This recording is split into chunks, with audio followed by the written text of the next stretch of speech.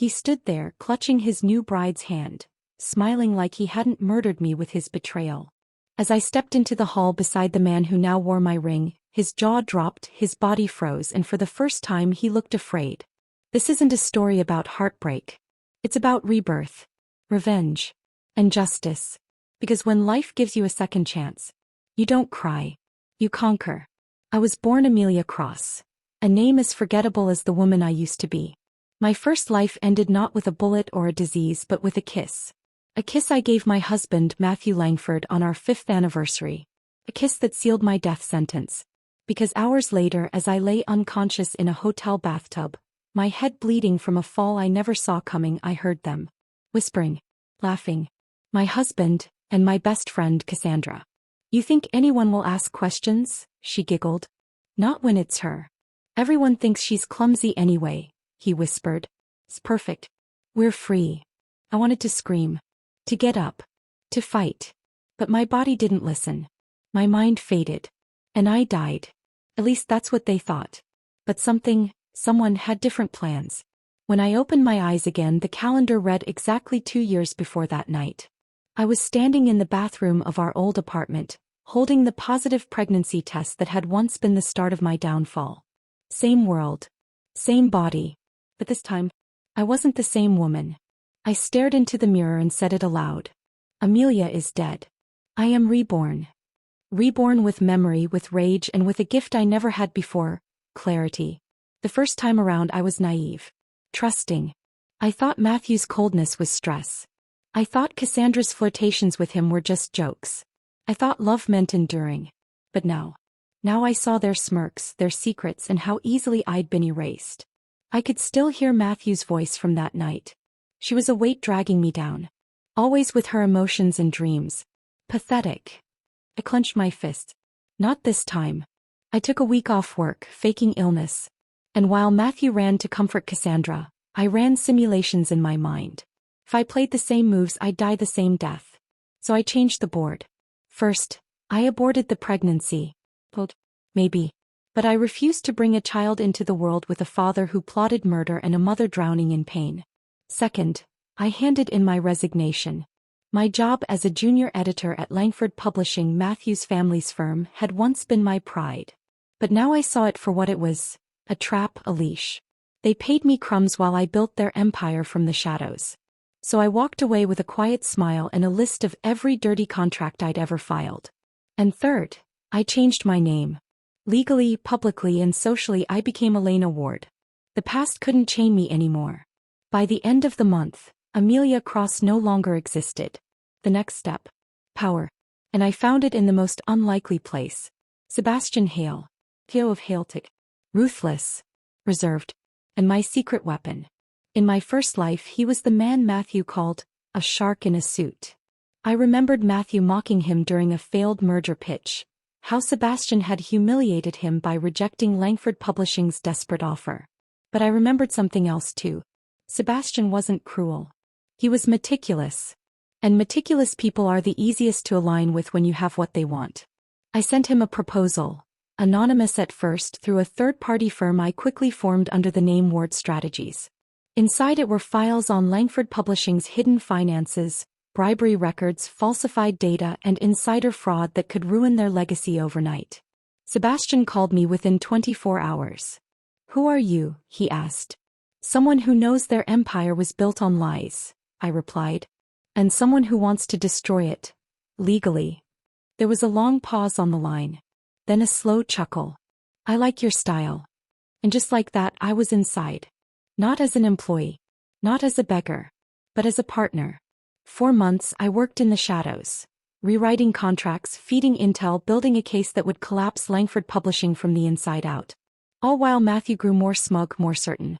I watched him propose to Cassandra on social media with the same ring he once gave me. I watched the comments roll in, calling them a power couple.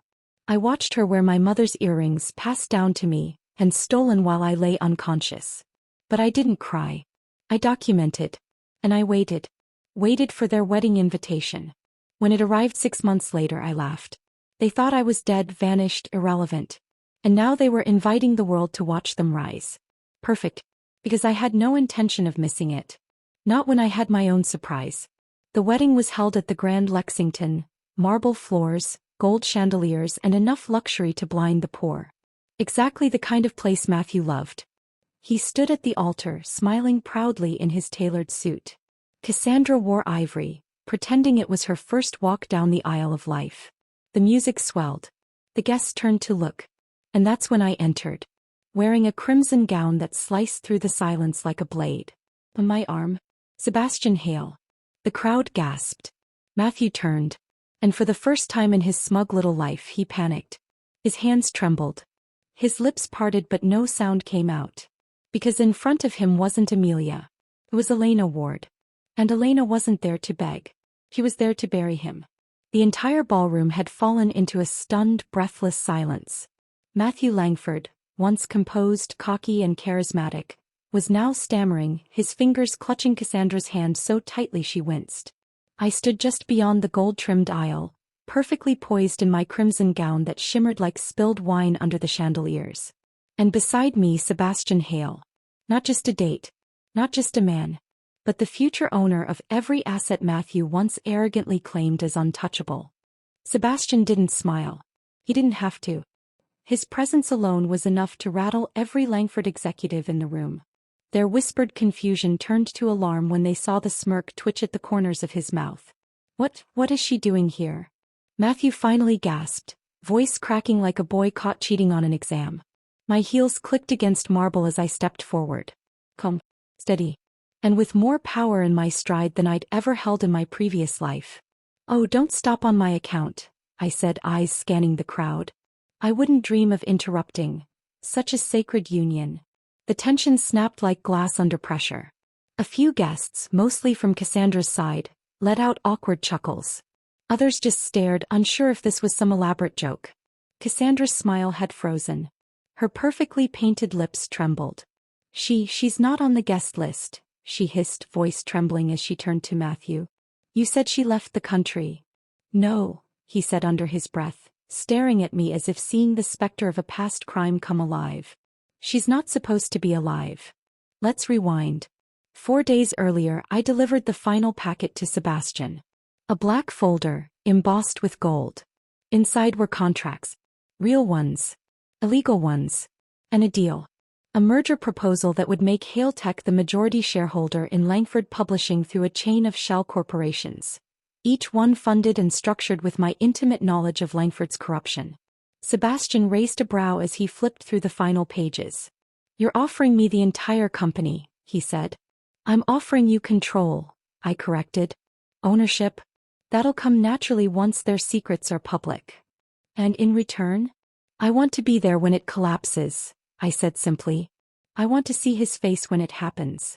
Sebastian nodded, silent for a moment. Then he reached for a pen. And signed. Back to the wedding. I didn't come alone, I told Matthew, enjoying the pale sheen of sweat on his forehead. I brought a gift. One you'll remember long after this day. Sebastian stepped forward, handing a velvet envelope to one of the stunned Langford board members in attendance. The man opened it hesitantly, then paled as he read. What is it? Matthew barked. An official notification, I said. As of this morning, Hale Tech holds 52% of Langford Publishing's voting shares. That silenced the room. Matthew's father, Charles Langford, staggered from his seat in the front row. That's impossible. You'd need board approval. You'd need transparency, honesty. I asked sweetly. You should know by now your son's never been good at either. Why you forged documents? Matthew shouted, his voice rising to a desperate pitch. Oh no, I replied calmly. Everything was legal. But it turns out when you treat employees like trash and steal from shareholders, people are more than happy to sign your company away. Cassandra's mouth dropped open. You can't do this. This is our wedding.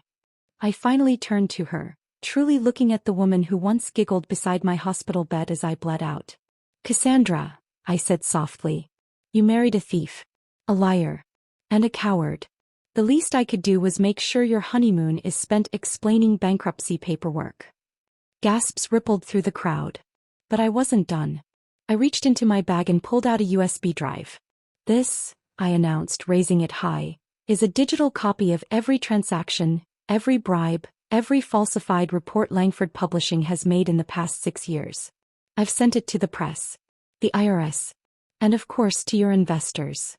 Charles collapsed into his seat. His wife had turned ghost white. And Matthew?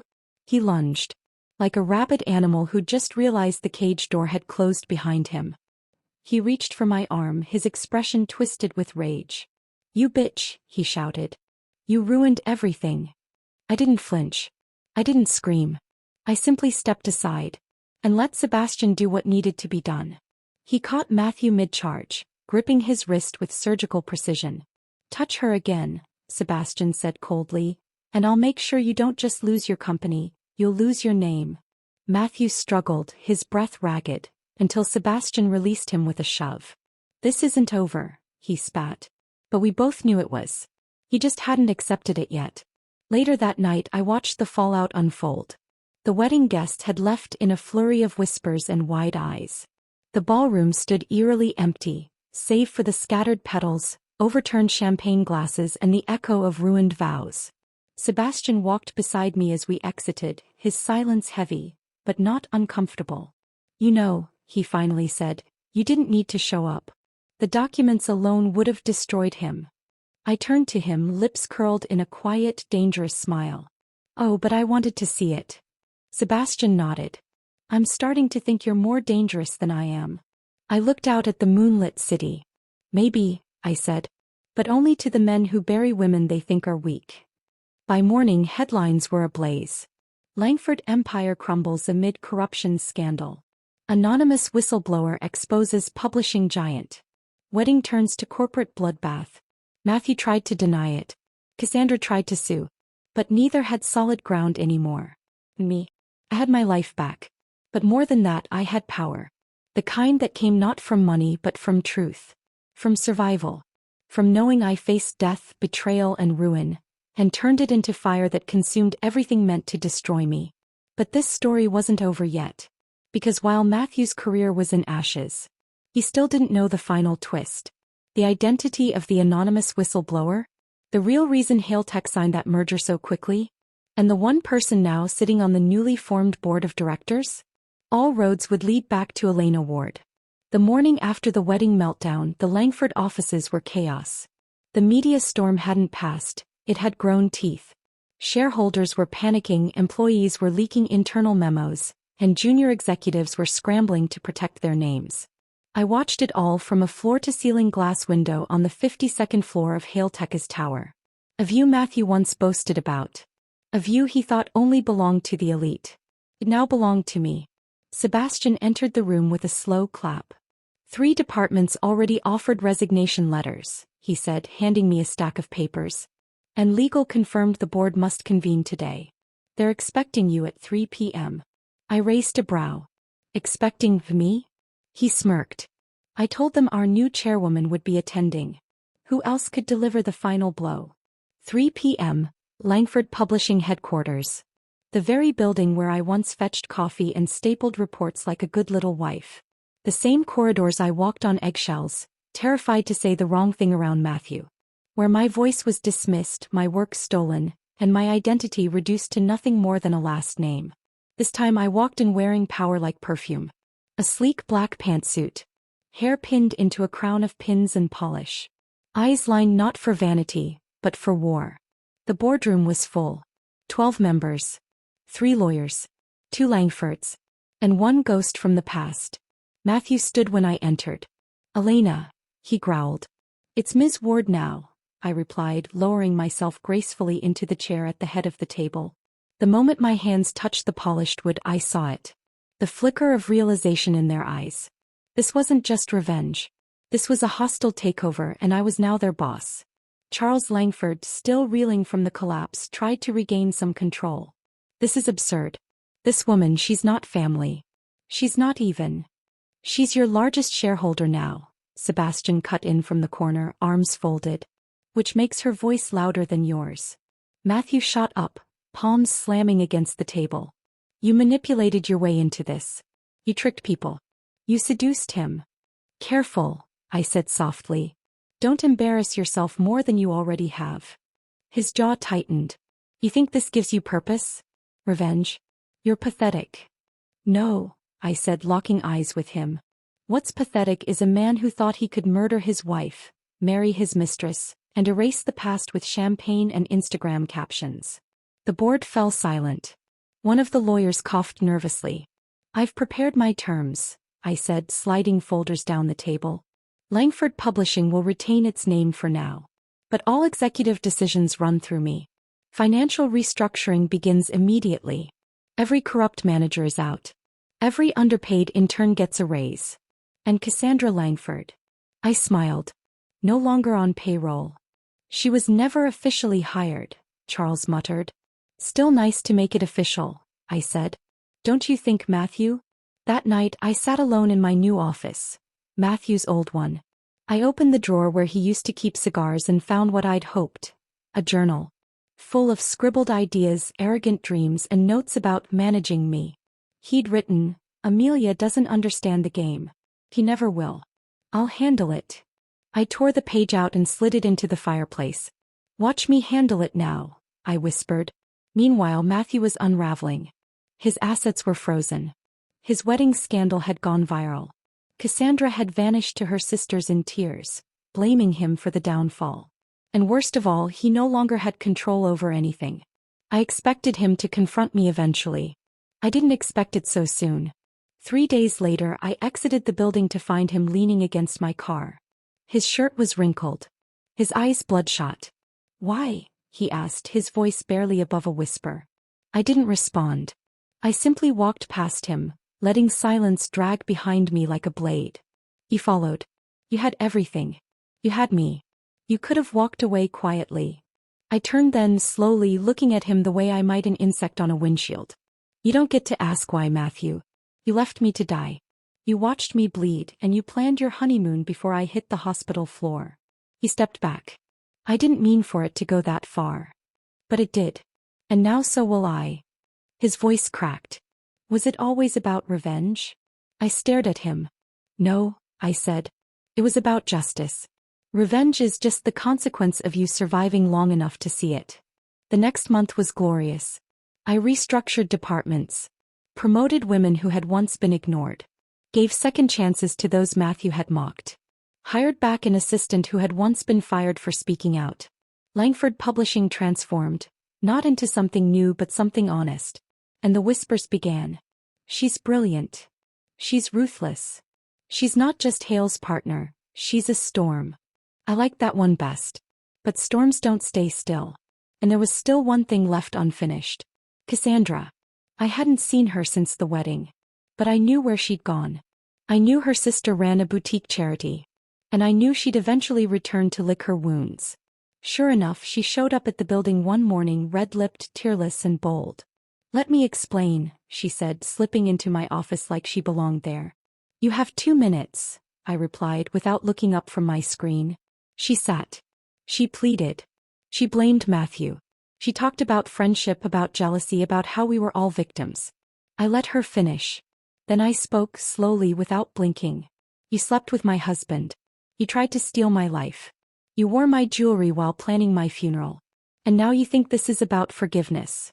She went pale. I didn't know he'd hurt you. You were in the room, Cassandra. You were laughing.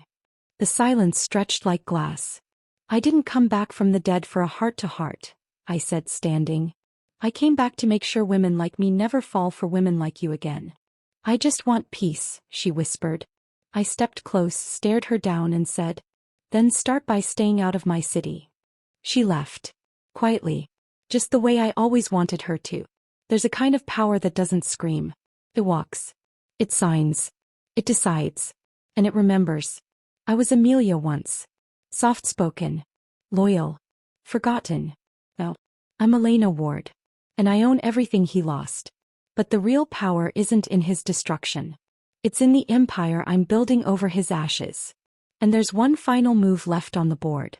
The one where I reclaim my legacy, not just as a woman scorned but as a woman reborn. The invitations came subtly at first. Emails, quiet texts from old friends, lunch requests from socialites who used to whisper when I walked into the room. Then came the calls. From people who once posted photos from Matthew and Cassandra's engagement party the week after my accident. From women who attended my funeral in black satin and red lipstick. From men who once sent condolences to Matthew with a wink and a "she was sweet, but not built for power." Now they wanted meetings, opportunities, favors. Because Elena Ward was no longer a ghost. She was the new face of power. It started with an industry gala. One Matthew had always bragged about being invited to. Only this time I wasn't on the guest list. I was the keynote speaker. The press arrived early. Paparazzi lined the velvet ropes. I stepped out in a sapphire silk gown with a neckline as sharp as my reputation and Sebastian Hale by my side like a shield of tailored steel. Every head turned. The whispers followed us down the carpet. Is that her? She's even more powerful than before. She's the one who destroyed Langford Publishing. No, she saved it. And in the middle of the chaos stood her. Vanessa Bloom. Once my colleague. Then Matthew's confidant. Now, irrelevant. She smiled too widely when she approached. Elena. You look well. I mean really, stunning. I raised a brow. Didn't you once say I was more intern than executive? She laughed nervously. Oh come on, that was forever ago. Water under the bridge, right? I let the silence sit between us like a wall. I suppose it depends on whether that water was poisoned, I said coolly. Excuse me, Vanessa, I have a stage to claim. The speech was simple, direct, and loaded with quiet vengeance. I spoke of transparency, rebirth, and the importance of leadership built on integrity, not legacy. I didn't name names. But every person who betrayed me felt my words crawl under their skin like cold steel. And after the applause they lined up, one by one, to shake my hand, to smile at the woman they once stepped over. And I smiled back. Because I had already built my empire on something stronger than revenge. Memory. The next few weeks brought an avalanche of requests. Former board members offered friendly business pitches. PR companies who once dropped me called to rebuild a new image. And worst of all, Cassandra. She arrived at my office uninvited. Hair styled in soft waves, designer coat draped dramatically, eyes wide with performative tears. I've left him, she whispered. I didn't blink. Your mistake. Not my concern. She clutched her purse tighter. I was manipulated. You know how charming he can be. And yet you chose him over our friendship, I said, folding my arms. You took what was mine, mocked me while I bled out, and now you want what? Forgiveness. Her voice cracked. I want a job. My smile didn't reach my eyes. So you watched me die, and now want me to sign your paycheck? She nodded slowly. I'm desperate. I leaned in, my voice a whisper. Then I suggest you try earning your way up, the way I had to. But don't knock on my door again. I pressed the intercom. Security. She stood, cheeks flushed with humiliation, and walked out. And as the door closed behind her, I breathed easier. Not out of relief. Out of closure. But fate. It always leaves room for one last twist. A week later I received a letter. Handwritten. Sloppy. Unfolded at the edges. From Matthew. Amelia. I don't know where you found the strength to do what you did. I see you now, truly see you. I don't expect forgiveness. But I need to talk. Just once. I don't have anyone left. Please. Just give me 10 minutes. I stared at the letter for a long time. Then I said yes. But not for love. Not for nostalgia. For something much colder. Closure. We met at the old park bench where he first proposed to me. The trees were bare now, stripped by winter, and so was he. Gone were the designer suits and polished charm. He looked smaller. Older. Fractured. I sat beside him. Silent. I dreamed of this moment, he whispered. Begged for it. I nodded. And now you have it. Speak. He swallowed hard. I thought I was doing the right thing. For myself. For my future. But I've lost everything. Cassandra's gone. The Langfords won't speak to me. I live in a one-bedroom apartment and people cross the street when they see me coming. I said nothing. He looked at me then with tears forming. You were the best thing in my life. And I destroyed you. No, I said gently. You tried. But I survived. The tears fell freely. I don't deserve a second chance, he whispered. You're right. He looked up startled. That's why I'm not giving you one. He stared. Broken. Begging. But I stood. Goodbye, Matthew. And for the first time, I meant it. A year had passed since the wedding scandal. Langford Publishing no longer bore that name. It was now Ward and Hale Media, and I stood as its chairwoman and majority owner. We'd merged, evolved, and expanded across 3 cities. But the past? It still echoed. One morning I arrived at the office to find a legal document on my desk. Petition to reclaim the Langford family name and holdings. Filed by Charles Langford himself.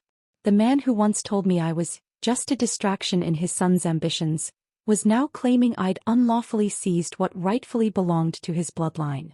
The arrogance would have made me laugh, if it weren't so pathetic. I handed the document to Sebastian, who scanned it with a smirk. They want their corpse back, he said. Let them try, I replied. We'd played fair up until now, dismantling their empire with facts, finance, and exposure. But if they wanted war? They were about to see what it meant to face a woman who died once and learned that silence was a luxury only the naive could afford. 2 weeks later we met in court. The courtroom was cold. Unforgiving. Much like me. Charles Langford arrived in an outdated suit, his pride still walking beside him like a shadow. Matthew followed, eyes hollow, more a puppet than a son now. And to no one's surprise, Cassandra trailed behind, now pregnant, now desperate. She wore a plain black dress and no ring.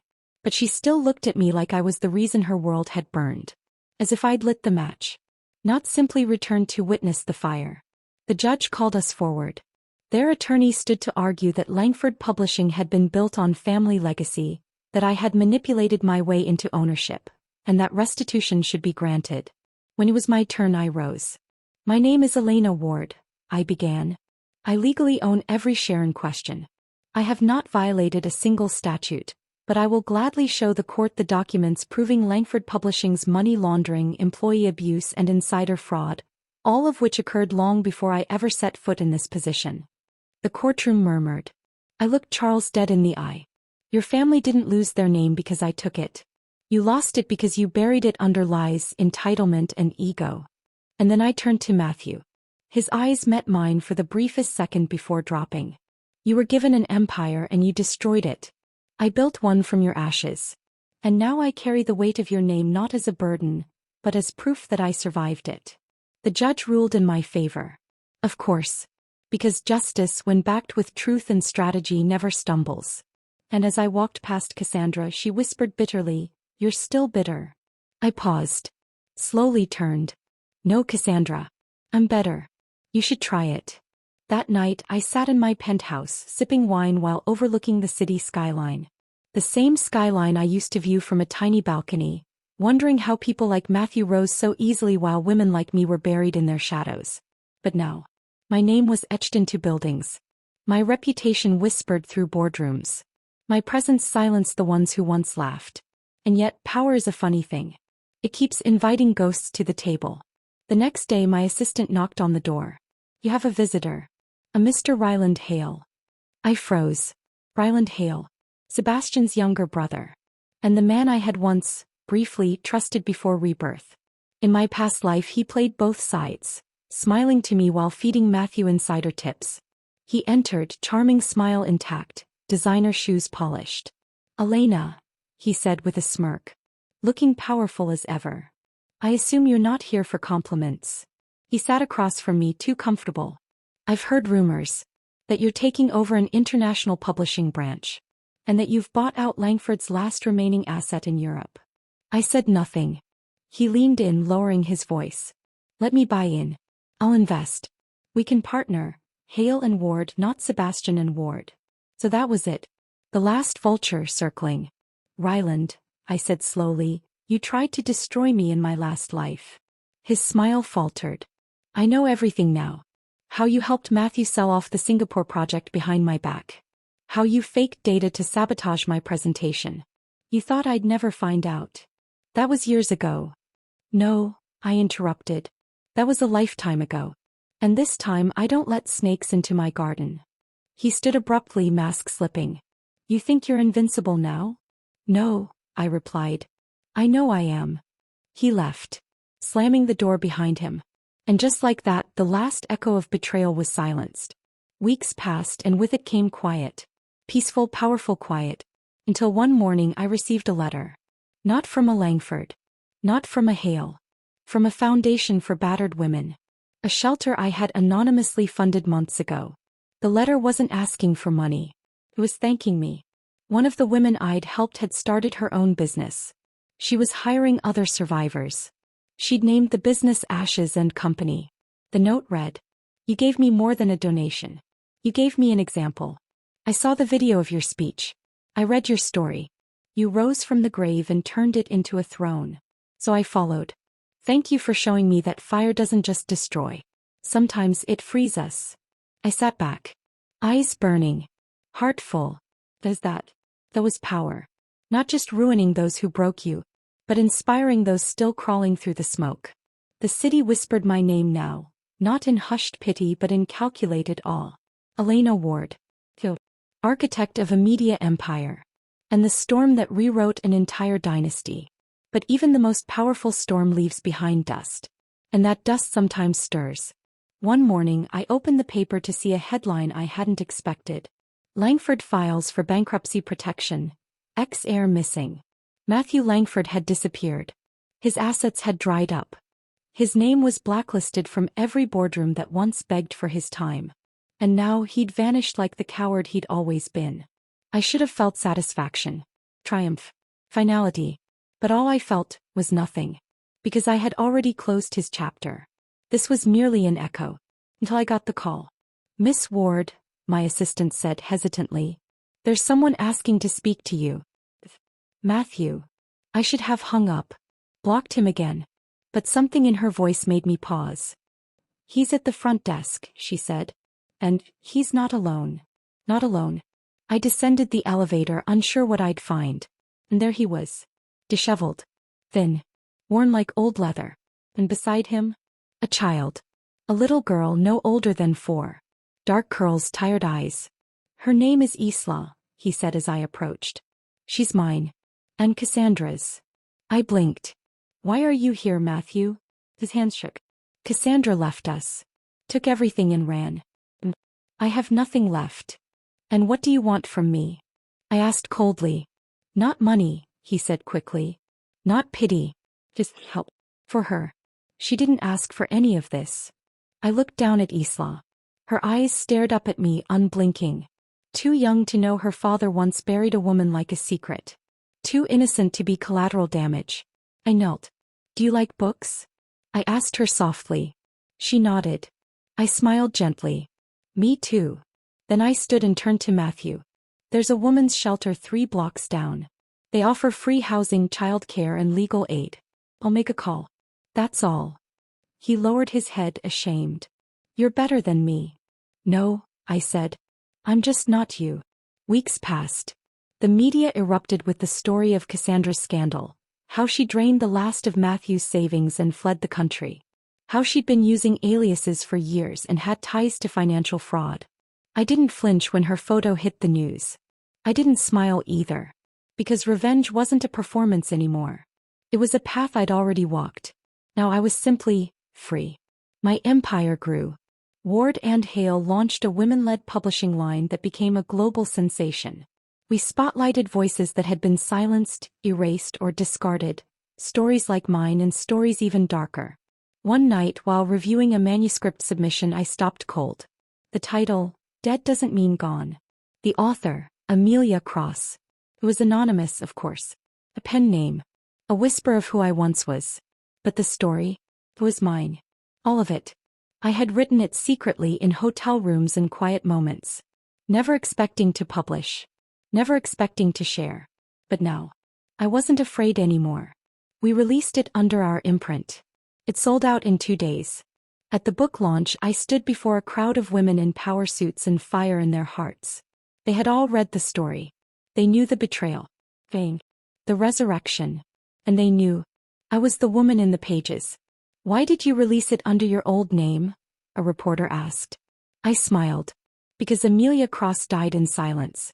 And she deserves to live in every woman who ever thought she couldn't rise. In the months that followed I received hundreds of letters. From survivors. Fighters. Women clawing their way back from grief, betrayal, violence. One letter stopped me cold. You don't know me. But I was in that shelter you funded.